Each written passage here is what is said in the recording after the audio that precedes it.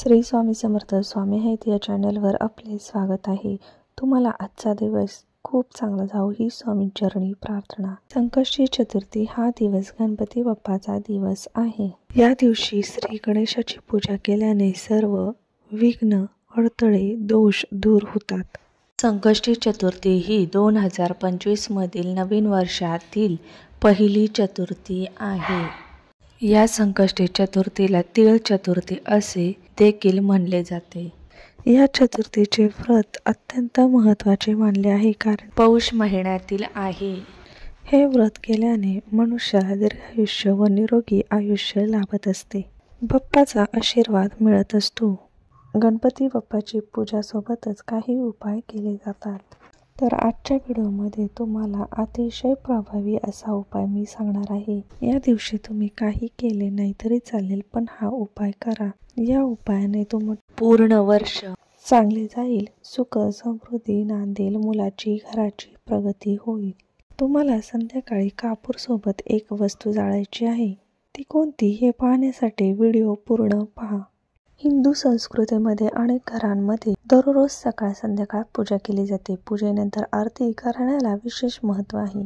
आरती केल्यानंतर कापूर जाळला जातो। कापूर हे शुद्धीकरण आणि शुद्धतेचे प्रतीक मानले जाते आणि कापूर जाळल्याने पर्यावरणातील नकारात्मकता दूर होते। कापूरचा धूर हा विशेषतः शुद्ध मानला जातो, जो पूजास्थानाला पवित्र आणि सकारात्मक ऊर्जेने भरतो। कापूर जाळल्याने वातावरणात सुगंध पसरल्याने मन शांत होते, एकाग्रता वाढते। धार्मिक दृष्टिकोनातून कापूर जाळणे हे अग्नीच्या घटकाचे प्रतिनिधित्व करते, जे पवित्रता, शक्ती आणि आंतरिक प्रकाशाचे प्रतीक आहे। सायंकाळी तुम्हाला देवापाशी दिवा प्रज्वलित करून घ्यायचा आहे, धूप दीप लावून घ्यायचा आहे। नंतर हा उपाय करण्यासाठी तुम्हाला एखादी मातीची पंती किंवा दिवा घ्यायचा आहे। या दिव्यामध्ये तुम्हाला एक अख्खी खोबऱ्याची वाटी ठेवायची आहे।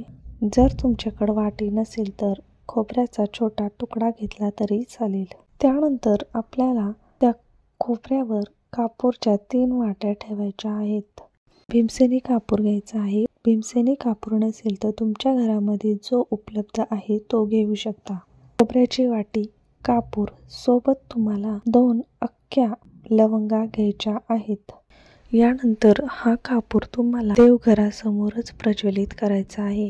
कापूर प्रज्वलित केल्यानंतर आपल्याला यावरती 2 थेंब शुद्ध गाईचे तूप घालायचे आहे।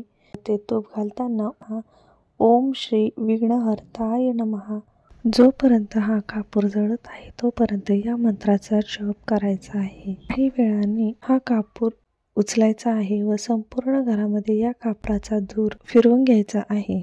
यानंतर तो कापूर तुम्हाला उंबरठ्याच्या बाहेर ठेवायचा आहे।